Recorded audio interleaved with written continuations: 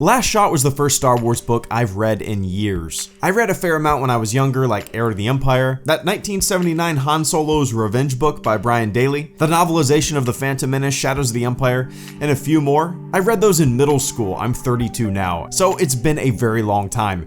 For the longest time, I've preferred nonfiction, biographies, science, memoirs, that kind of stuff. And if I ever did read fiction books, I'd usually go with hard sci-fi. Nothing too fantastical or out there, usually stuff that tried to stay as grounded to reality as possible. A lot of books about Mars terraforming for whatever reason. And needless to say, Last Shot has been a springboard launching me into the world of Star Wars reading. It also helped that I bought a shiny new Kindle since my daughter was born. I've read 3 books in a month.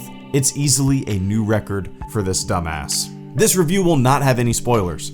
Last Shot takes us through Han's responsibility as a father, his struggles with that responsibility. We go on a fun and interesting ride with Lando, Chewie, Han, and a few new faces. So the basic gist of the story is that there's a thing that a bad guy has that if he activates it, will send a signal out into the galaxy and turn all of the droids into red-eyed murderers. I had no idea that this was the plot of the book until I started reading it, and if I would have known that, I probably would have rolled my eyes and thought that that plot kind of sounded a little silly. But man, I could not have been more wrong. I really enjoyed it.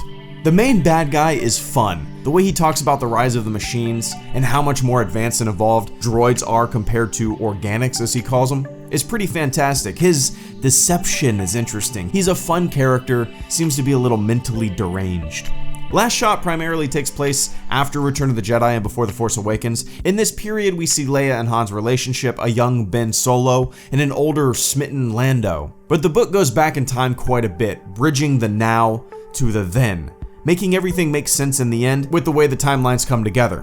It was a little confusing at first, to tell you the truth. I didn't really know where certain flashback timelines were going, or where they really fit into the main story until about halfway through or so.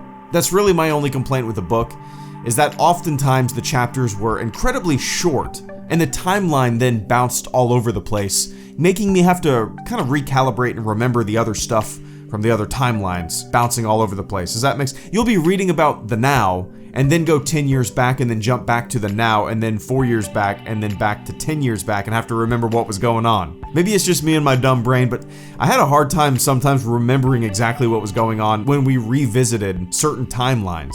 But once it all came together, it was a satisfying feeling. I finished Last Shot a day before I saw Solo, so the first time I ever had a hint of what L3 was like was in this book. The book version and the film version are pretty much identical. The book obviously goes into greater depth, we have more time with her character than with the movie, but we get to see her motivations a little bit more and feelings about droid liberation, but overall, I think she's an interesting character. As I've said before, robots and freedom is something that's been told in science fiction since the dawn of science fiction, and it's fun to see it incorporated into this droid-heavy world of Star Wars. Han's struggle with fatherhood was well told. He has this calling, this constant itch that he can't explain to explore, or to be on his own and not to be tied down by anything or anyone. He knows what he should do, he knows what the responsible thing to do would be, he knows what would be best for everybody involved, but he's Han Solo. He's selfish, and sometimes people don't change. Lando and Han's relationship is exactly what you would expect. Old friends cutting up, talking shit, having one another's back. It's without a doubt the most predictable thing in the book by far. It's like they picked up right where they left off. It's pretty much exactly what you expect from Lando and Han. So yeah, I would absolutely recommend reading Last Shot. While it might not be anything of great importance in the overall Star Wars story, it is a fun ride with some familiar faces that constantly kept me engaged and entertained. What really made me like the book was the bad guy, and that whole subplot of wanting droids to rise up and realize their true potential. That was interesting. That was by far, in my opinion, the most interesting thing in the book. So yeah, read it, enjoy it.